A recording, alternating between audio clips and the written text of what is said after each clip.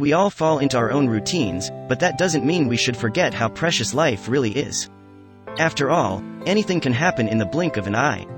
1 minute, we're driving on a familiar road, and the next, things have turned upside down, literally. That's exactly what happened to one young woman from South Carolina. She had no idea that, when she climbed into her car one night, her entire world was about to change in a way that would force her to rethink everything. One day, a young woman was involved in a serious car crash that left her with both physical and emotional scars. When she built up the strength to return to the scene of the accident, she discovered something that sent her back in time to that fateful day, and made her reconsider her entire life. It was October 4, 2015, and Erica Wright, then 28 years old, was driving home after spending the day with some of her friends. She had no idea that this ride would change the direction of her life forever. She was just miles away from her home in Columbia, South Carolina when a cascade of water appeared out of nowhere.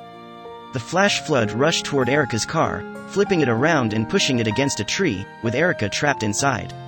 Erica had no way of getting out and she was sure she'd drown. Luckily, her windshield struck a cement block, and the frantic woman kicked at the broken glass. She hoped she could escape that way, but it was no use.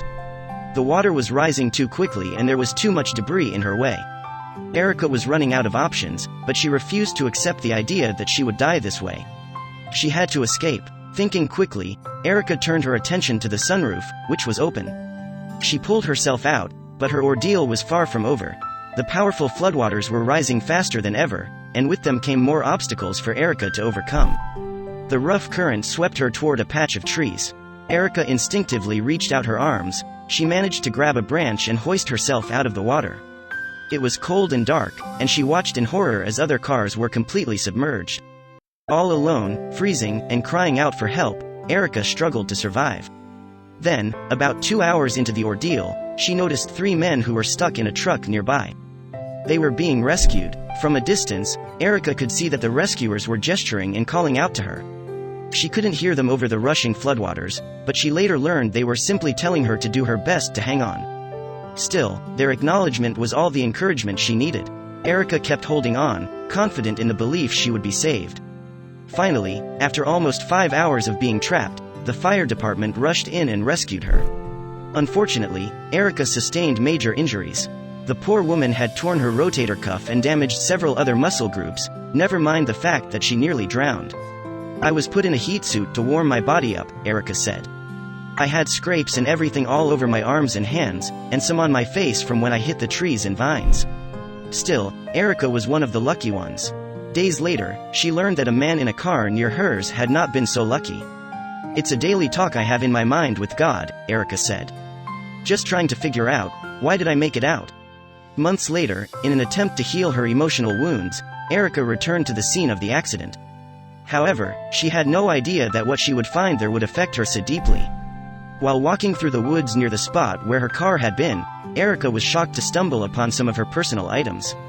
She found tickets to a convention and even a floral lathe that used to hang around her rearview mirror. But there was something else that truly moved her. There among the leaves was a sparkle in the sunlight.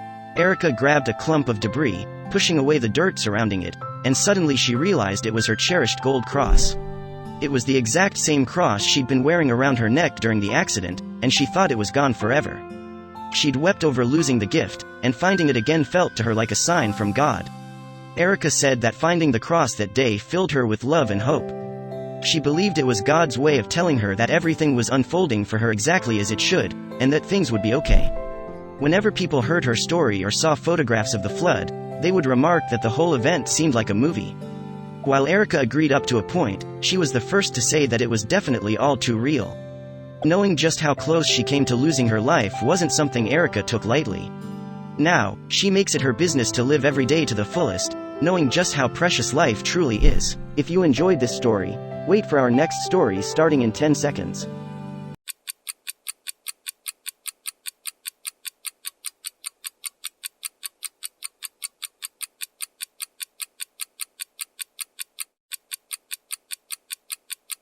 The day Kelly picked up the dog she adopted was one that she'll never forget. She knew that he was the perfect dog for her and looked forward to spoiling him. As soon as Kelly got the dog into her car, she just knew something was a bit off. something that made her make a phone call to the cops. Even though Kelly already had a dog named Brewer, she was thinking about getting another one. Kelly refused to buy a dog, though. She was firm in her belief of saving a dog that needed a family. Luckily, she found the perfect dog for her. He was a white pit bull mix named Rocco. Kelly immediately got the ball rolling so she could bring Rocco home. Kelly had been searching Facebook when she found Rocco. He was being sold for $50 by the roommate of Rocco's owner, so she never did speak to the owner. Kelly really wanted Rocco, so she kind of just let it slide that she wasn't able to speak to the person responsible for the pup. She offered to buy Rocco and waited patiently for the day she could bring him home. Kelly fell in love with Rocco as soon as she met him. He just so happened to be the sweetest dog she had ever met. Kelly put Rocco in her car and they drove away. They were only together for a few minutes before Kelly could tell there was something wrong with Rocco. There was an unbearable smell coming from her new pup. There are a couple of reasons why a dog might smell bad. Obviously, one of those reasons is lack of hygiene. It was good possibility that Rocco hadn't had a bath. Another cause of bad odor in pups is the natural bacteria they produce in their paws. It kind of smells like Fritos. Maybe Kelly was a bit more sensitive to the smell, or maybe the smell was something that should alarm her. The smell bothered Kelly to the point that she had to pull over. She got out of the car and walked over to where Rocco was to investigate the smell. At a quick glance, she still didn't know where that horrible smell was coming from. Then she took off Rocco's harness. Finally, Kelly found the unbelievable source of the smell. On Rocco's chest, there was a huge gash, about 6 inches long and 1.5 inches deep. The injury was completely hidden by the harness, so Kelly hadn't noticed it. It was obvious that the smell was from the wound because it was badly infected. Rocco had to be taken to the vet as soon as possible. It was fortunate for Rocco that the infection could be controlled. The vet gave Rocco some antibiotics and pain reliever and told Kelly that as soon as the infection was gone, Rocco would need surgery. Kelly was grateful to hear that Rocco was going to recover. But she still had absolutely no idea how Rocco got the injury and who was responsible for it. The vet closely examined Rocco. She realized that his injury was caused by the harness he was wearing. The vet told Kelly that Rocco had most likely been wearing the harness since he was a puppy, and while he grew, the harness became embedded into his skin. Obviously, Kelly was extremely mad, so she called the woman who sold her Rocco.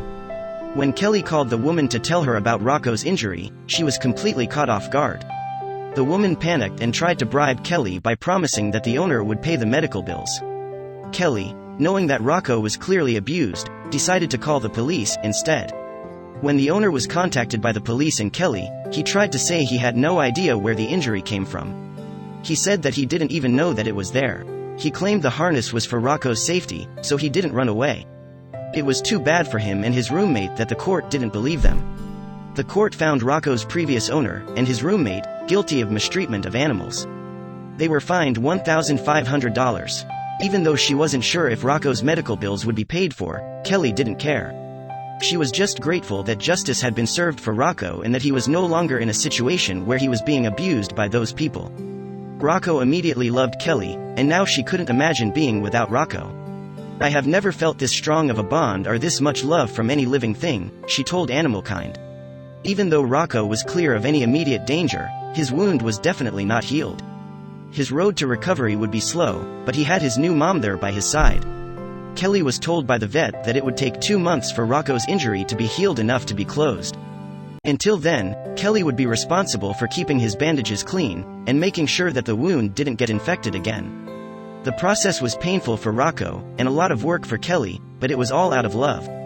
And all of the work paid off in the end.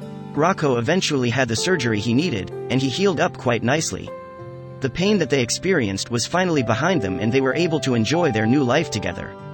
After a year, Rocco still has a scar on his chest, but regardless of that, Rocco is extremely happy and absolutely adores Kelly. And Kelly will always have his scar to remind her to speak up for animals.